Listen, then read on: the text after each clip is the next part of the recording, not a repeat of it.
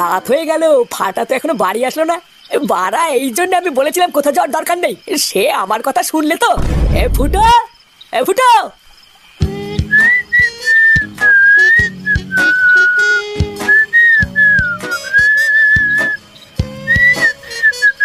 এই কি রে, আমার কথা শুনলি? এ বাড়া কি রে, সারাদিন ডাকা ছাড়া কোনো কাজ নেই নাকি? ভোদার বাল একটু শান্তিতে চুপচাপ শোবো কি, সেই শান্তিটা দেবে না। এ ফুটো, এ ফুটো, আরে ধর, এ জীবনটা চোদনা পুরো ছাড়কাট করে দিলে তো।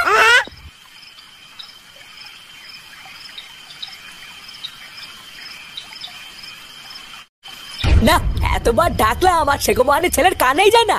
এত রাত হয়ে গেছে, ওইটুকু একটা ছেলে যে বাড়ির বাইরে আছে, এটা কি কারোর জ্ঞান আছে? এ বাড়া, তুমি কি চাও বলো তো আমি যে একটু শান্তিতে থাকবো? এটা কি তোমার পোষায় না নাকি? না পোষায় না।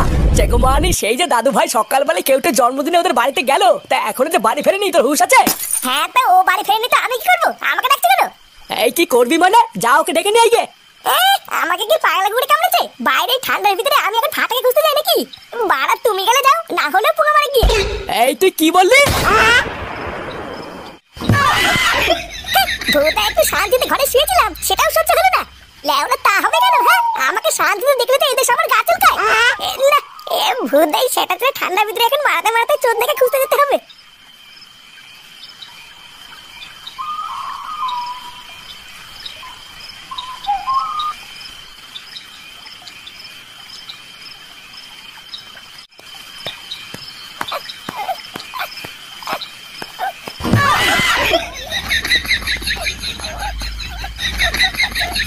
এই গার মেরেছে ঠাকুমার ঘর থেকে। এটা আবার কিসের শব্দ আসছে? এই মারা, এটা পূর্ণ মারার শব্দ না? এই লেওরা, দাদু মরে গেছে তো 5-6 বছর হয়ে গেছে। তাহলে ঠাকুমার ঘরে এখন কে ঢুকেছে?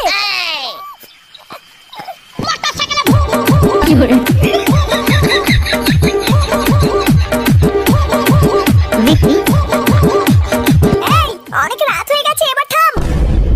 সেই সকাল থেকে তো নাচ করছিস, আর নাচ করতে হবে না। আর যা ফাটা, এবার তুই বাড়ি যা, অনেক রাত হয়ে গেছে। তোর বাড়ির লোক হয়তো চিন্তা করবে। এ মা, আর কিছুক্ষণ ফাটা থাকুক না, মজাই তো হচ্ছে। না, একদম না, এত রাতে বেলার মজা করতে হবে না। চলো এবার শোবে। এই কেউতে, তাহলে আমি এখন যাই, বুঝলি? কালকে আবার আসবো যে। হ্যাঁ, যা। আর কি বা বাল বলবো।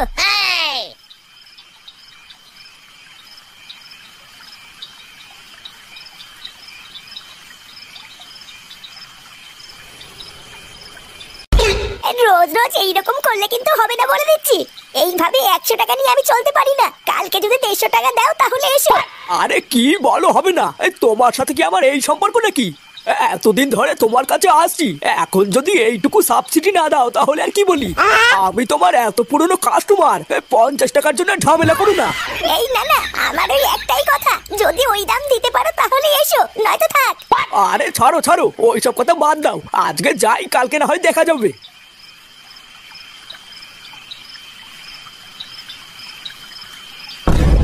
এই গার মেরেছে, ঠাকুমা আমার ঘরে আজকে খরিদ্দার ঢুকাচ্ছে নাকি?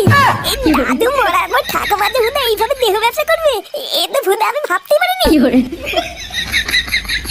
না, আজকে যখন ভুদা ব্যাপারটা একবার চোখে পড়েছে, এর একটা হেসলেস করতেই হবে।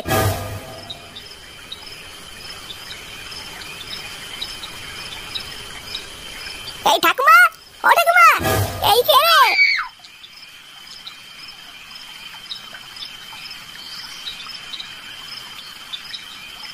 এই কি রে, ফুটা তুই এত রাতে? এ বাড়া, সত্যি করে বলো তো, তোমার ঘর থেকে কেমন এটা কে বেরিয়ে গেল? আমার ঘর থেকে?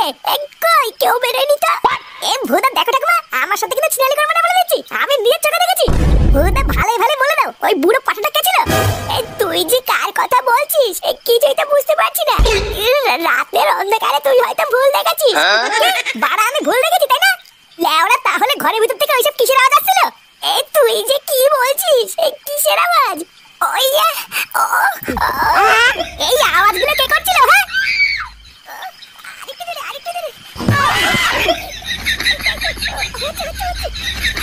এ মালাইতে বাবার গলা আওয়াজ না? এই মিলিতে এত রাত্রিবেলায় বাবা ঠাকুমার ঘরে কি করছে? এইরকম আওয়াজ করে ঠাকুমার পুঙ্গা টুঙ্গা মারছে নাকি? এই বাবা ছেচমেতে এরকম করতে পারলো? মালা ডালা, আমি সবাইকে কি এই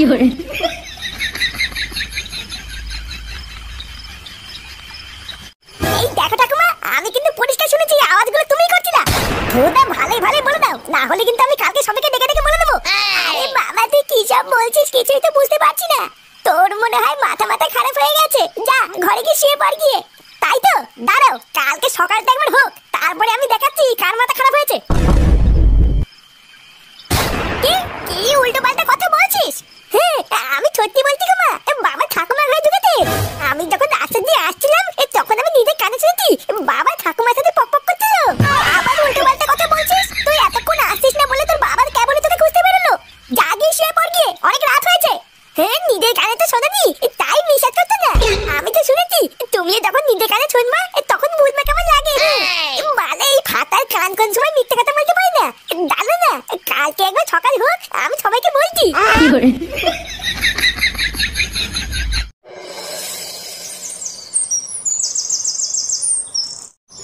বাজার থেকে কি কি আনতে হবে আমি একটু তাড়াতাড়ি বলো তো, আমার একটু তাড়া আছে। অত তারা কিসের লাউড়া? মাঠে কি ধান চাষ করতে হবে নাকি? ও তুমি এত বুঝবা না, আমার একটা কাজ আছে, তাড়াতাড়ি বলো। সে তুই কোথায় কাজে যাবি না পুঙা মারতে যাবি জাগিয়ে, কিন্তু একটা বাজারে যদি ভুলবার আনিস না, বাজারের ভিতরে গিয়ে একদম তাড়াহুড়ো করবি না। সব ভালো করে বাজার করে টাকা পয়সা গুনে নি তারপরে আসবি। আরে বাড়া, হ্যাঁ হ্যাঁ, এমন করছো ভুদা মনে হচ্ছে আমি কোনোদিন বাজারেই যাইনি। তাড়াতাড়ি বলো তো। 500 চাল, 500 আলু আর 1 প্যাকেট লবণ নিবি। আর ভালো করে দামদার করে কিছু কানা বেগুন আর 500 পাকা পটল নিবি। এই লেওড়া, তুমি কি চাও একটু খুলে বলো তো, কানা বেগুন পাকা পটল এগুলো কি মাংস খাবে না গরুতে খাবে? হ্যাঁ, ওই একই হলো। মাংসে খাক আর গরুতে খাক, খেলেই হবে। আর মাছ মাংস কিছু আনবো না নাকি? রোজ কি একই বালতি ভাত খাওয়া যায়? গিন্নি, মাছ আনবো না মাংস আনবো? মাছ আনতে হবে না, একটু মাংস এনো। মাগি মাংস খাবে? এই শোন, 150 মুসুরির ডাল আর 2 পাকা আমরা নিবি। লেওড়া টক ডাল হবে আজকে। অত মুরগির মাংস খেলে না ভোদা রোগ হয়ে যাবে।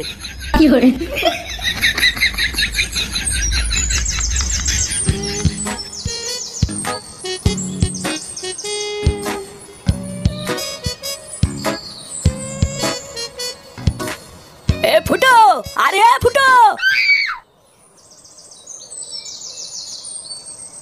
কিছু বলবে নাকি কাকা? হ্যাঁ, তো হন্তদন্ত হয়ে কোথাও যাচ্ছিস নাকি? এই হ্যাঁ গো, দেখছি না বাজার করতে যাচ্ছি। এই দেরি করে গেলে তো বাজারে সবকিছু বিক্রি হয়ে যাবে, তাই একটু তাড়াতাড়ি যাচ্ছি। এই সবই তো ঠিক আছে রে ফুটো, কিন্তু কাল রাতে তুই কাজটা একদম ঠিক করিস নি, বুঝলি? হ্যাঁ, আমি আগেই জানতাম তুই খারাপ ছেলে, কিন্তু এতটা খারাপ কিন্তু আমি আশা করিনি। এই এবার সকাল সকাল কি আলমাল বকছে বলে তো? এই কাল রাতে ভুদা আমি আর কি করলাম? আর শাক দিয়ে মাছ থেকে লাভ নেই, তোর গোপন কীর্তির কথা পুরো গ্রাম জেনে গেছে, বুঝলি? এসছে, আমার ভাবতেই লজ্জা লাগছে, অত বয়স্ক একটা মহিলার সাথে তুই। আমি বলি কি, যদি ভালো চাস তাহলে বাজারের মধ্যে যাস না, লোকে তোকে দেখলে সেটা ভাঙবে। এ ভুদা, তুমি কি সকাল সকাল পানি মারি খেয়েছো নাকি গো? কি আলমাল বকছো? হ্যাঁ, ওরা কি বলছে খুলে বললে বলো, না হলে যাও এখান থেকে, আমার দেরি হয়ে যাচ্ছে। আজ সকালবেলায় তোর ছেলে পুরো গোটা গ্রামের বাড়িতে বাড়িতে গেছিল, বুঝলি? আমি তখন সবে ঘুম থেকে উঠেছি, ঠিক সেই সময় তোর ছেলে আমার বাড়ি গিয়ে ডাকলো। এই কাকু, ও কাকু, এই কাকু বাড়িতে আছো? এই কি রে ফাটা, তুই এত সকালে এত ডাকাডাকি করছিস কেন? কিছু হয়েছে নাকি? হ্যাঁ, এই জানো, কাল রাতে আমার বাবা ঠাকুমার সাথে পক পক করতে গিয়ে আমাকে তো ধরা পড়েছে। কি বলছিস? এই সত্যি গো, আমি এখন যাই, বুঝলা? এই গ্রামের বাকি সবাইকে তো বলতে হবে।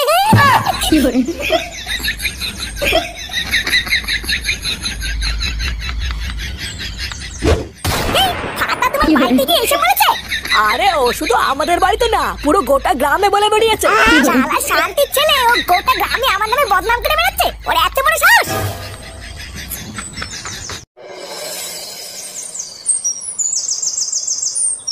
এই না গো গুরু, এই ব্যাপারটা আমি একদম বিশ্বাস করতে পারছি না।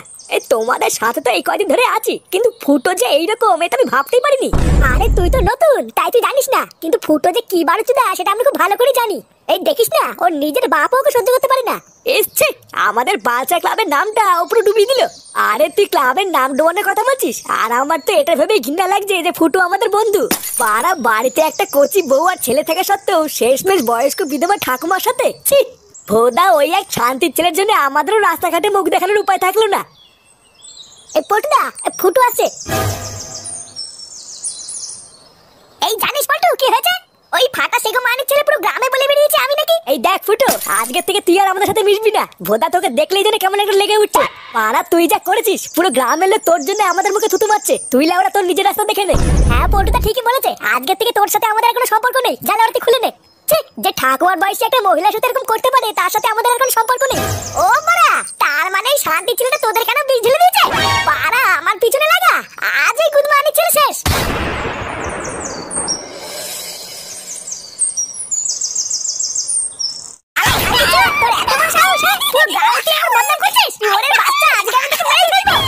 আরে তুই কি করছিস কি? হ্যাঁ, এই দাদু ভাইকে ছাড় ছাড়, ও মরে যাবে তো।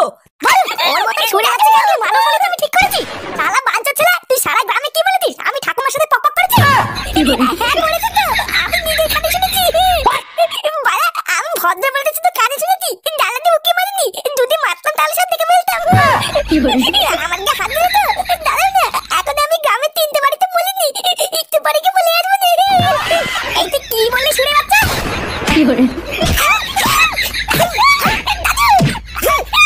দাদু